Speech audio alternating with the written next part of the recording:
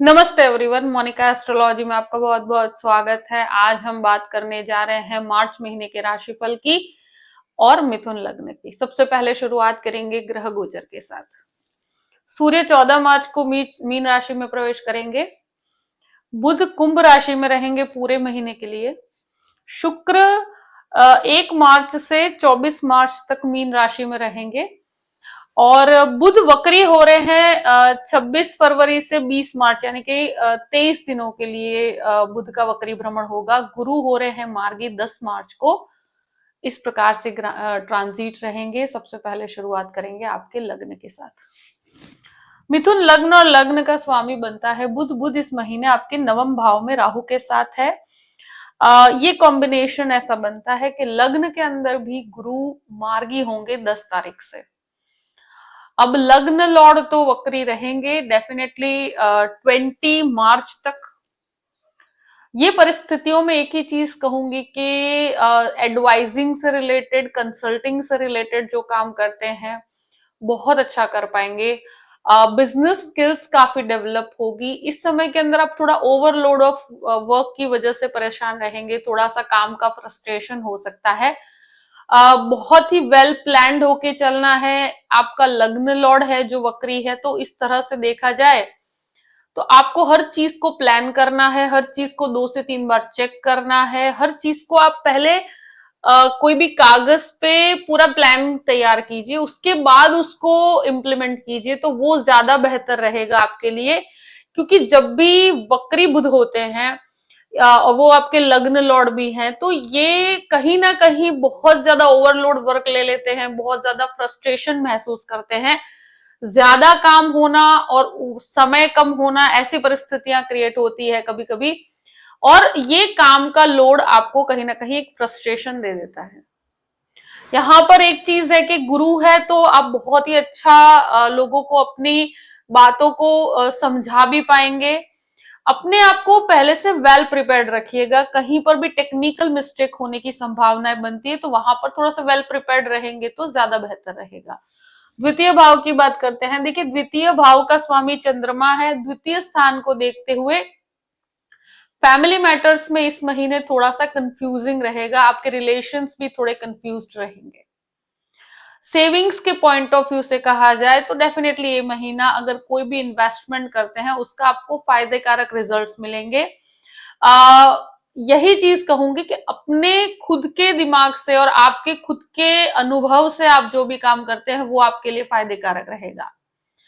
थोड़ा आपको वाणी पे संयम बना के रखना होगा, क्योंकि जो वक्री भ्रमण है बुध का, वो वाणी को लेकर थोड़ा सा परेशानियां देता है। आप बोलना कुछ चाहते हैं, व्यक्ति समझता कुछ है। इस तरह के कंफ्यूजन वाले रिलेशंस आपको मेंटेन करने पड़ते हैं, तो वहां पर थोड़ा सा आप ध्यान पूर्वक चलिएगा। तृतीय भाव की बात करते हैं। तृतीयेश सूर्य पहले नवम भाव में और फिर दशम भाव में, तो ट्रैवलिंग से आपको बहुत अच्छा लाभ होगा। जो जॉबलेस लोग हैं उनके लिए भी ये महीने पर जॉब मिलने की संभावनाएं बहुत अच्छी है।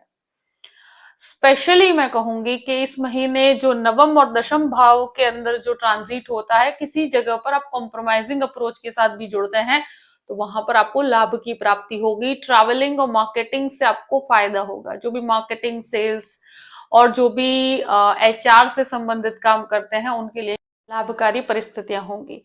यहाँ पर एक चीज मैं जरूर कहूंगी कि ब्रदर सिस्टर रिलेशनशिप में थोड़े से विवादित परिस्थिति रहेगी, वहां पर थोड़ा संयम बना के रखिएगा।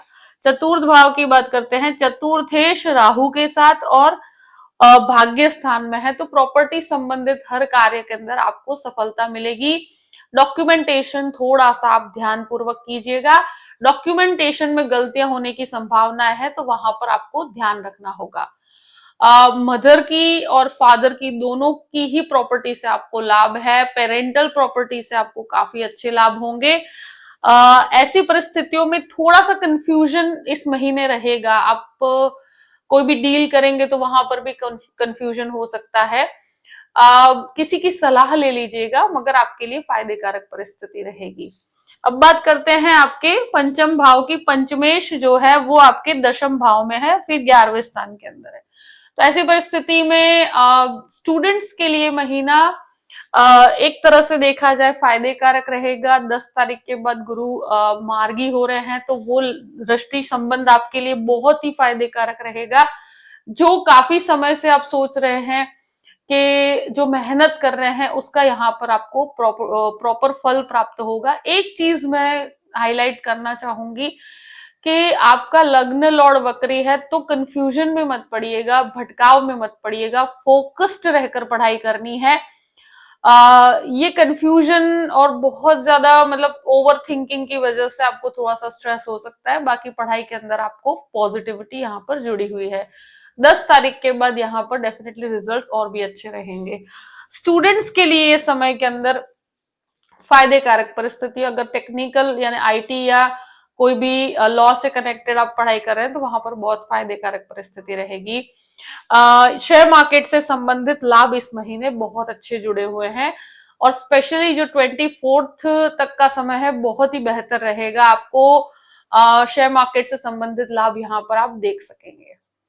कोई भी रिलेशनशिप को लेकर आप बहुत ज्यादा हैवी थॉट्स अपने मन में रख सकते हैं, कोई रिलेशनशिप को नेक्स्ट लेवल पर ले जाना चाहते हैं, ऐसी परिस्थितियां इस महीने बनती हुई नजर आती है। उसको लेकर थोड़ा मानसिक संघर्ष यहाँ पर होगा। 6th हाउस की बात करते हैं। 6th लॉर्ड जो है नवम भाव में राहु के साथ है, और ऐसी परिस्थितियों में मैं एक ही चीज कहूंगी कि जिनके भी मतलब मानसिक रूप से बहुत ज्यादा स्ट्रेस लेने की परिस्थितियां हैं, हार्मोनल प्रॉब्लम्स हैं, कोई भी प्रकार की स्किन रिलेटेड प्रॉब्लम्स हैं, उनको यहाँ पर अपने स्वास्थ्य का ध्यान रखना है। स्पेशली आपको यहाँ पर ओवरलोड वर्क की वजह से थोड़ा सा आपको प्रॉब्लम्स आ सकती है। बाकी बहुत ज्यादा घबराने की परिस्थिति नहीं है। एक ही चीज कहूंगी कि अपने शेड्यूल को बहुत ज्यादा अच्छा रखिए, आपकी डाइट को बहुत ज्यादा पॉजिटिव रखिएगा। हो सके तो अपने आप को काम डाउन रखने की कोशिश कीजिए। इस समय बहुत ज्यादा स्ट्रेस लेना आपके लिए बेहतर नहीं रहेगा। ये एक ऐसी स्थिति है कि अगर कोई भी लोन की प्रक्रिया है उसमें आगे बढ़ना चाहते हैं तो डेफिनेटली इस महीने बढ़ा जा सकता है। ऐसी परिस्थिति में मैं एक ही चीज कहूंगी कि कैलकुलेटिव अप्रोच के साथ लिया हुआ लोन आपको फायदे कारक रहेगा। अब बात करते हैं 7th हाउस की। 7th लॉर्ड आपके लग्न में है। अब 10 तारीख से गुरु मार्गी हो रहे हैं। मार्गी गुरु के दृष्टि संबंध की वजह से कहूंगी कि जिनके भी मैरिज की संभावनाएं नहीं बन रही थी तो डेफिनेटली यहाँ पर 10 तारीख के बाद बहुत अच्छी संभावनाएं हैं कि आपके मतलब कहीं पर आपको डिलेज महसूस हो रहे हैं, या आपका काम बन नहीं रहा था, या कहीं पर आप सोच रहे हैं कि आपका मैरिज से संबंधित बात आगे नहीं बढ़ रही थी, तो 10 तारीख के बाद आप यहाँ पर देख पाएंगे कि अगर कहीं वेटिंग में रखा गया है आपको तो यहाँ पर आपको रिजल्ट्स पॉजिटिव मिलेंगे। गृहस्थ जीवन के विवादों को आप रिजॉल्व कर पाएंगे। थोड़ा सा समय देने की जरूरत है, बाकी आपके लिए फायदे कारक परिस्थिति रहेगी। अष्टम भाव की बात करें तो अष्टमेश दशम भाव में है।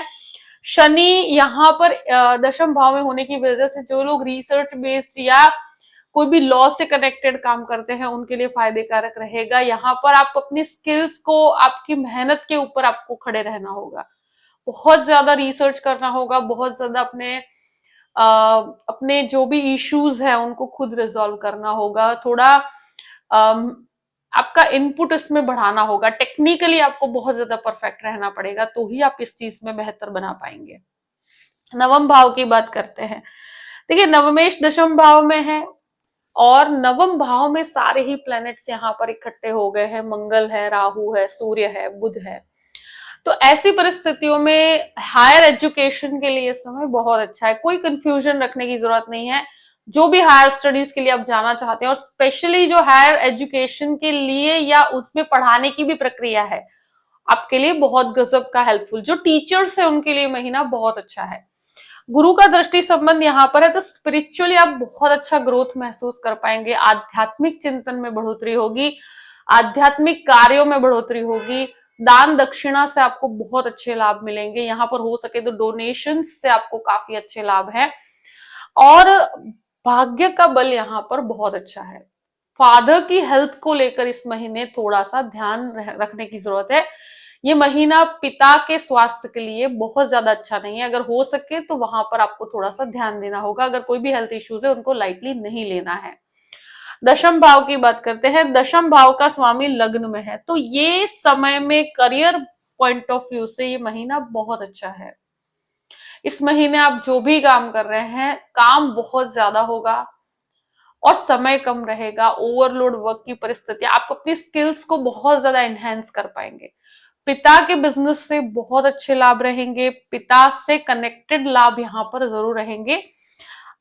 ये जरूर कहूंगी कि वर्क प्लेस पे सुपीरियर्स, या अगर कोई जॉब कर रहे हैं या कहीं पर भी आप काम कर रहे हैं, तो अथॉरिटीज के साथ किसी भी प्रकार के क्लैश में नहीं पड़ना। स्पेशली 14 मार्च के बाद अथॉरिटीज के साथ कभी भी क्लैश में मत पड़िएगा, क्योंकि वो आपके ग्रोथ को थोड़ा सा खराब कर सकता है।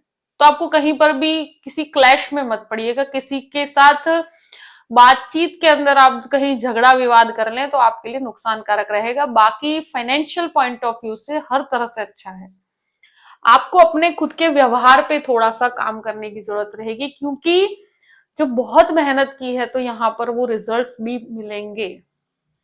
सूर्य शनि साथ में है, जो आदर्श शत्रु है, तो आपको अपने वैल्यूज के साथ चलना है, पर किसी और के वैल्यूज है उसको भी रिस्पेक्ट करना है। यहाँ पर बहुत अच्छा स्किल्स डेवलप होंगी। कार्य क्षेत्र में आप बहुत अच्छा परफॉर्म कर पाएंगे। अपने टेक्निकल चीजों को लेकर, अपने डॉक्यूमेंट्स को लेकर, अपने जो भी ईमेल है, आपकी राइटिंग है, आपके जो भी कागजात है, या जो भी आप लिखते हैं, आप हर अपने प्लान्स बनाते हैं, सब कुछ 2-3 बार चेक कीजिएगा, प्री प्लान कीजिएगा। आपको जो भी अनाउंसमेंट्स करनी है या किसी से भी बातचीत करनी है, वो पूरा 2 से 3 बार आपको चेक करना है कि कोई गलती ना हो। अब बात करते हैं 11th हाउस की। 11th लॉर्ड जो है वो नवम भाव में है, तो यहाँ पर फाइनेंशियल फ्लो ऑफ इनकम बहुत अच्छा रहेगा। जहां जॉबलेस लोग हैं तो उनको कहीं ना कहीं जो भी आपके पास ऑप्शंस है उसमें से आप जुड़कर आगे बहुत अच्छा परफॉर्म करेंगे। तो आपको जुड़ना चाहिए, और यहाँ पर आपको रिजल्ट्स पॉजिटिव मिलेंगे। मानसिक तनाव थोड़ा सा इस महीने रहेगा। बहुत ज्यादा होप्स, बहुत ज्यादा एक्सपेक्टेशंस, इनकम की एक्सपेक्टेशन कभी कभी बहुत ज्यादा हो जाती है, तो वो एक्सपेक्टेशंस कभी कभी आपको मानसिक रूप से परेशान कर सकती है। बाकी ये महीना बहुत अच्छा ही है। अपनी एक्सपेक्टेशंस और आपकी मेहनत दोनों को मैच करके चलिए तो अच्छा रहेगा। 12th हाउस की बात करते हैं। 12th लॉर्ड जो है दशम भाव में और फिर 11वें स्थान में, तो विदेश संबंधित लाभ यहाँ पर जुड़े हुए हैं। विदेश से कनेक्टेड जो भी कार्य है यहाँ पर आपको सफलता पूर्ण रूप से मिलेगी, और ये महीना आपके विदेश के कार्यों के लिए बहुत फायदेकारक है। कोर्ट कचहरी के मामले में भी यहाँ पर आपको सफलता मिलती है। 14th के बाद थोड़ा सा अगर कोर्ट कचहरी के विवाद है तो वहां वाणी पे संयम रखिएगा, बाकी आपके लिए फायदेकारक ही रहेगा। जो भी परिस्थिति है मैंने आपके सामने रख दी है। आई होप कि ये वीडियो आपको पसंद आया होगा। पसंद आया हो तो लाइक भी कीजिएगा और सब्सक्राइब भी कीजिएगा। Thank you so much. जय श्री कृष्ण।